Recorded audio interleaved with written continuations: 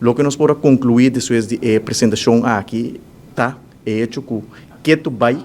tanto pensionado não, como assegurado não, tem que pagar para uma grande quantidade de remédio. Não é que screenshot rato, tem que pagar para paracetamol,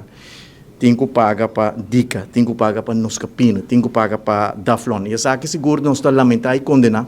para sobre nem momento na aqui, as feito um surplus de 100 milhões de florins.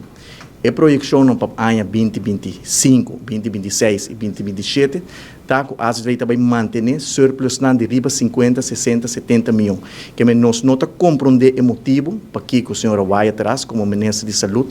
a cambia nos decisão para nós tomamos decisão na luna de dezembro ano 2024 para mandar uma instrução para a AZV, passou a situação financeira de AZV a conhecer uma melhoração, que tem um surplus de 100 milhões, e nós sabemos, no momento tem surplus, tem que dar back na comunidade, e também nós tomamos decisão para quitar a lista de remédios aqui para todo assegurado, e especialmente nos pensionados.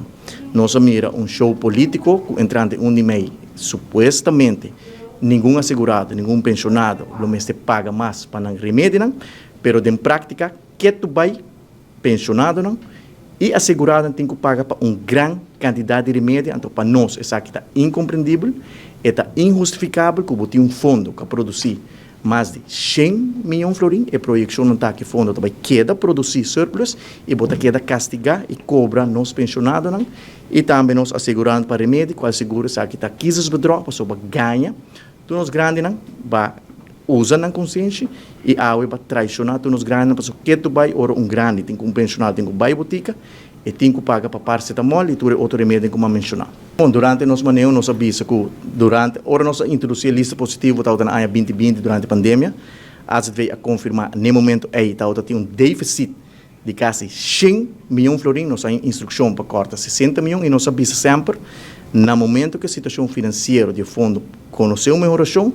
a situação tem surplus, nós também damos back. Isso aí nós fazemos na luna de dezembro de 2024, nós tomamos a decisão do Conselho de Ministros, manda uma instrução para a AZD, para de forma a que quita a lista positiva aqui para todo pensionado. E processo administrativo a toma mais tempo de lo que a primeira, mas nós queremos que o ministro vai atrás manter a decisão, senão nós estamos a impressão que ela cambia de decisão, para que tu vai assegurado não, e pensionado tem que pagar para uma grande quantidade de remédio.